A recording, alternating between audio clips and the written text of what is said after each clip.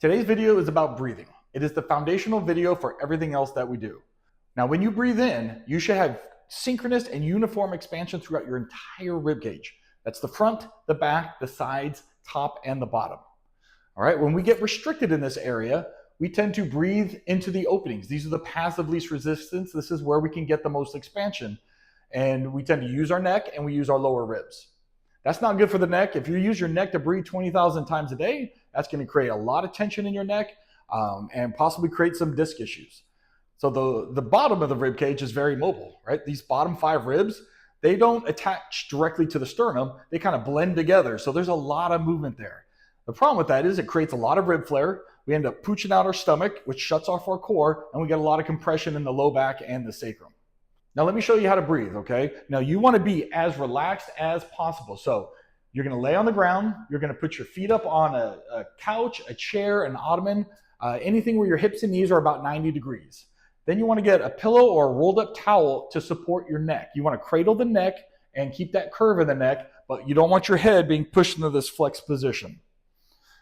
All right, now as you practice this, you want to be as relaxed as possible. If you go too hard and too fast, again, you're going to kick on neck muscles. You're going to create more of a sympathetic response, and you're not going to hold the changes. So let me demonstrate. You're going to lay on your back. Legs are up, head supported. The back of my head is actually touching the ground. And I'm going to do a full exhalation. I don't know if you can see, but my ribs have come down. My abs are on. I'm going to hold that tension. I'm going to put the tongue on the roof of my mouth, and I'm going to breathe in so slowly that I can't even hear myself breathe.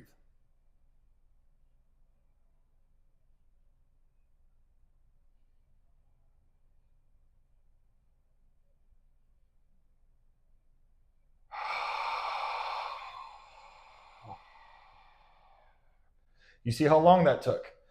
The whole time I was monitoring my neck, making sure my neck muscles didn't tighten up. I was making sure that I kept my abs on. And I don't know if you saw, my abs still expanded, but it was a controlled expansion. All right, this is what it looks like when you just breathe with your belly.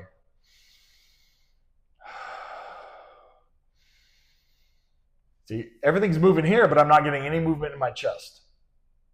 So the reason why this is important for working out, all right, if you're doing sets of 10 or 15 reps, you can't be holding your breath and bracing the whole time. You need to be able to stabilize your core, but also breathe.